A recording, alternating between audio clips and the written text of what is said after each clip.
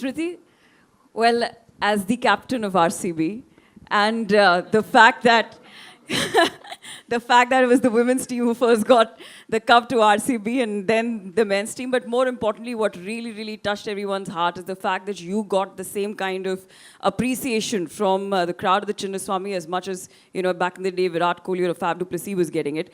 So that was very heartening to see. But having said that, just in terms of the brand of cricket that you're approaching, which is fearless cricket, are the women here today who are coming in with the same attitude, or it changes when they come into the ecosystem? Yeah, I mean, firstly, the first question, whenever I walked into Chinnaswamy, I mean, it was a surreal feeling. I remember the second season of WPL. That was the first home game for us at Chinnaswamy. Not very emotional person, but first time when I walked in for the toss. And I remember in 2017 watching a men's match and telling my mom, I think she was with me, and I was like, I don't know when this will happen for women's cricket, yeah, mom. And I don't think it will ever happen. Because, I mean, there's hardly anyone who used to watch prior to the 2017 World Cup. And my mom was like, don't talk anything. I'm sure you guys will have it. So think always positive. And I mean, when I entered the field for the toss, I could not hear Mel Jones asking me question.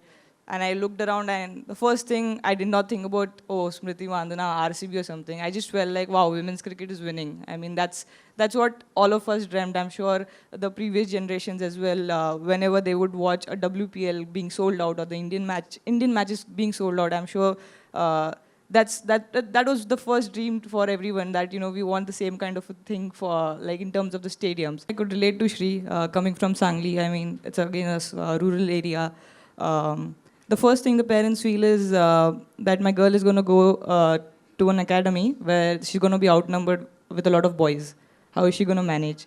That's one thing how we can provide a lot of security to parents, have rural camps, more camps for women, and more awareness around women's cricket in smaller towns, that it's a safe place. I mean, there's nothing which is going to go wrong, or government takes actions around how things can be more safe for small girls going and playing cricket. That's one thing, because I mean, I'm a Marwadi, so my parents were like, I mean, girls don't play cricket. You're supposed to just get married, and, you know, all those things are not like right. But yeah, I mean, you know, that's if they had that security around, that thought would have never come. That's one thing. And the second, you asked for some random idea. I think I walked into Visakhapatnam Stadium. All the stands are named after men.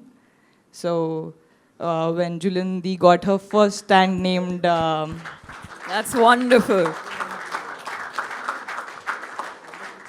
So when Julandi got her stand named in Eden Garden, I mean, genuinely watching the whole video made me feel very emotional that that iconic stadium of Eden Garden is going to have a women cricketer on it. And yeah, I mean, any stadium I walk into, there are, I mean, 10 on 10 are mostly men, and I feel we have a lot of legendary ex-women cricketers who deserve to have a stand named on them. So I would just, I mean, as you said, you can start, and a lot of other state associations will follow. That's amazing. That is amazing. Let's give that a huge round of applause. Any more ideas? Anyone, Jemmy?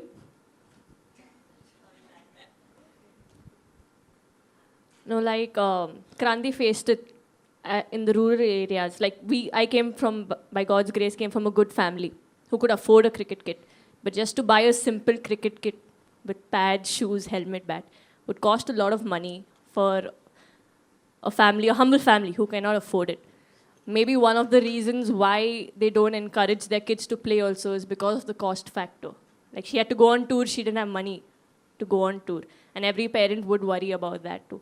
So if something can be done even for that, maybe even providing a small kit bag to start on, maybe that will lead to a lot of big things, or even like something like a pocket money kind of a thing also, but which will help them to go out and play cricket, like the basic expenditures. I think that would also be a great thing to start off.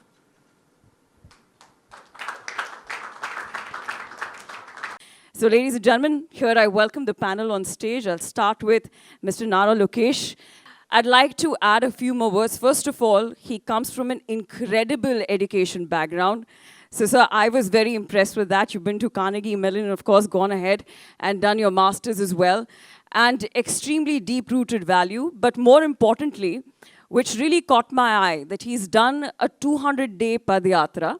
And in that Padyatra, he's gone to 97 constituencies and touched 1.5 crore lives.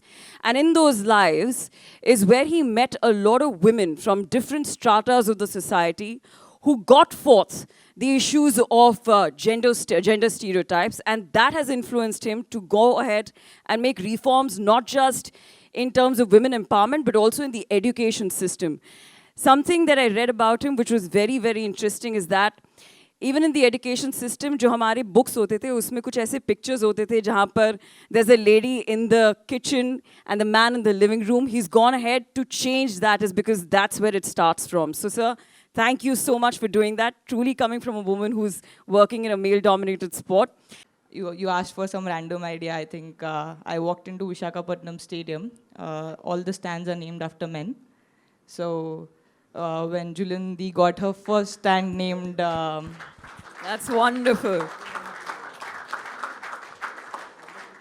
So when Julandi got her stand named in Eden Garden, I mean, genuinely watching the whole video made me feel very emotional that that iconic stadium of Eden Garden is going to have a women cricketer on it.